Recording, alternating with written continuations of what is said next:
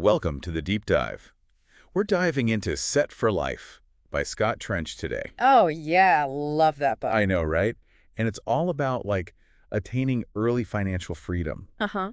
and just, dominating life, money, and the American dream. Yeah. Who doesn't want that? Right. So Set for Life actually throws some pretty interesting curveballs. Yeah, for sure. It challenges some of those traditional money mantras we've all heard. You know those ones. Yeah, you need to be a millionaire to be financially free. Right. Or gotta hustle and grind 24/7. Yeah, exactly. But Trench says, hold on a sec. Yeah, he's like, slow down. He actually says you don't need to be a millionaire. Yeah. To achieve financial freedom. And sometimes the best can be the enemy of good enough. Interesting, right. Totally. It's like he's flipping the script. Yeah. So for those starting out, he actually says, focus on that first $25,000. It's all about that strong foundation. Yeah. And here's where it gets kind of crazy. Okay. He says, don't stress about earning more right away. I wouldn't have expected that. Yeah. He says, prioritize frugality first. So, live well on less. Yeah. And it's kind of genius when you think about it. How so? By being frugal, you relieve that pressure of needing a high-paying job right away. Ah, okay. That makes sense. So you get more flexibility to explore different opportunities, Yeah, find a career you actually love. Exactly. He even encourages people to become DIY masters. Oh, he's all about that. Yeah, he says, learning to handle everyday tasks yourself can save you a fortune.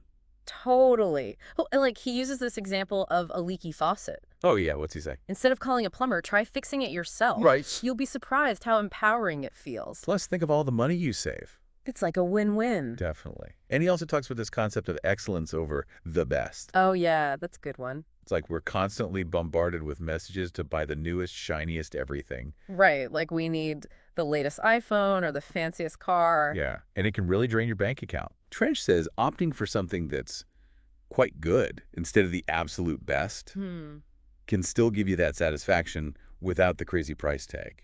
So it's like finding that sweet spot. Yeah, think about buying a used car that's in excellent condition. Right, instead of that brand new one with all the bells and whistles. Exactly. That price difference could be huge for your savings goals. No kidding. Now, after you've got that mindset locked in, Okay. Trench dives into dissecting a typical American budget. Oh, the dreaded budget talk. I know, but it's important. We're talking housing, transportation, food, entertainment. The whole shebang. Yep. And he doesn't hold back when it comes to those hidden costs. Like what kind of hidden costs? Well, especially when it comes to housing and transportation. Oh, yeah, those sneaky fees they don't tell you about. More like those costs we often overlook or underestimate. Oh, okay, I see. He mentions this study by Mr. Money Mustache. Oh, yeah, the personal finance guru. Right. And the study calculated the true cost of a long commute. I bet that's more than people realize. Oh, yeah, way more. Gas, car maintenance, insurance, and even your time. Wow, it all adds up. Easily tens of thousands of dollars per year. Yikes. And Trench argues those long commutes can trap you in this vicious cycle. You're working just to afford to get to work. Exactly. So that dream home in the suburbs might come with some serious strings attached. Makes you think twice about that commute, huh? For sure. But here's a surprise. Okay. Trench says entertainment should be the last thing you cut back on when being frugal. Wait, really? I thought entertainment was the first to go. Nope. He actually believes enjoying life is crucial for staying motivated. So it's not all about deprivation. Exactly. Depriving yourself can lead to burnout and make you ditch your goals completely. So find a balance, have some fun. Right. It's about being responsible, but still enjoying the ride. I like that. Now, before you even think about investing, Trench has a non-negotiable rule. Okay, what's that? Tackle that bad debt. Credit cards, high-interest loans, anything dragging you down. Oh, yeah, those are the worst. He compares two popular debt payoff methods: the debt snowball and paying off the highest interest rate first. Okay, let's break those down. Debt snowball, that's all about paying off the smallest debt first for that motivation boost. Yeah. Then you move on to the next smallest, building that momentum. Right. And paying off the highest interest rate first. That's all about minimizing the total interest paid. So it's like a battle between motivation and math. Which one wins? Well, Trench says the best approach is the one that keeps you consistent and on track. Makes sense. All right, so you're handling your spending, tackling debt. What's next on this financial freedom journey? So we've tackled frugality, paid down that bad debt. We're ready to level up, right? Exactly. Now we're moving on to part 2 of Set for Life. Okay, bring it on. What's next? It's all about growing that $25,000 to a cool $100,000. All right, now we're talking some serious money. And it's not just saving more, we gotta boost that income too. Okay, so how do we do that? Get ready for this. House hacking. House hacking. Okay, that sounds a little intimidating. It's not as scary as it sounds. Basically, you turn your living space into a money-making machine. So like renting out a spare room Mm, or doing the whole Airbnb thing. yeah, something like that. But Trench takes it a step further. Okay, how so? He suggests buying properties with multiple rental units. Think duplexes, triplexes. Oh, wow. So you're living in one unit and renting out the others. Exactly. He even gives this great example in the book. Oh, yeah, we'll just compare. Renting, buying a typical house, and house hacking. Which one comes out on top? House hacking wins, hands down. Really? Why is that? Okay, think about it. You're paying, say, $1,500 a month for rent right now. Yeah, unfortunately. That's $18,000 a year just gone. Oof. Yeah, that hurts. Now imagine you buy a duplex for, let's say, $300,000. Okay. You live in one unit, rent the other one out for that same So $1,500. you're basically living rent-free. Exactly. Plus, your tenant is helping pay down your mortgage. Wow, that's incredible. You're building equity and saving a ton of money. It's a pretty sweet deal. Of course, being a landlord comes with responsibilities. Yeah, you got to deal with tenants, repairs, all that fun stuff. True, but Trench argues the financial rewards are worth it. Especially if you're on that path to early financial freedom. Right. Now, even if house hacking isn't your thing, there are other ways to buy a first property. Okay, what are the other options?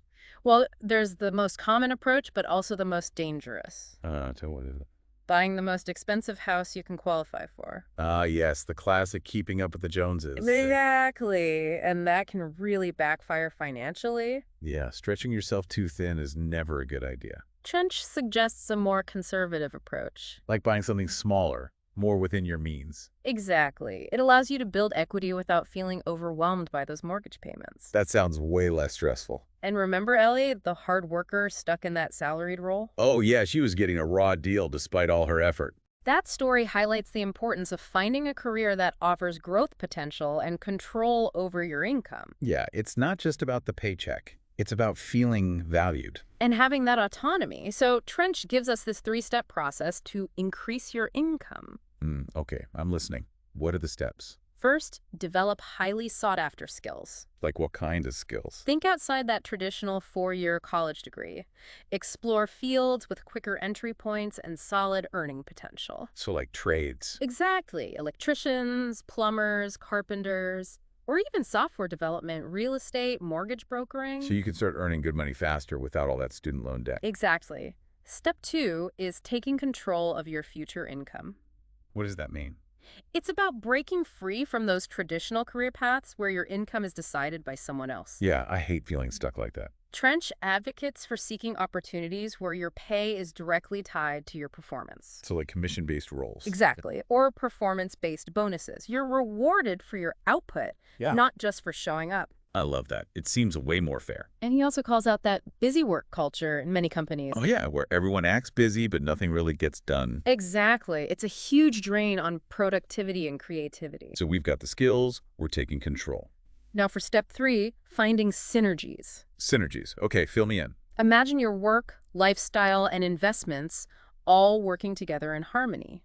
So it's like a holistic approach. Exactly. Like let's say you love real estate. Oh. You could become a real estate agent, you could house hack, and you could even invest in rental properties. So you're aligning your passion with your skills and your financial strategy. It creates this awesome feedback loop where everything reinforces each other. I love it. Okay, we've talked frugality, house hacking, boosting our income. What about investing? Yeah, that's a big one. How does Trench approach investing? So we've covered frugality, house hacking, supercharging our income. Now it's time for the grand finale, right?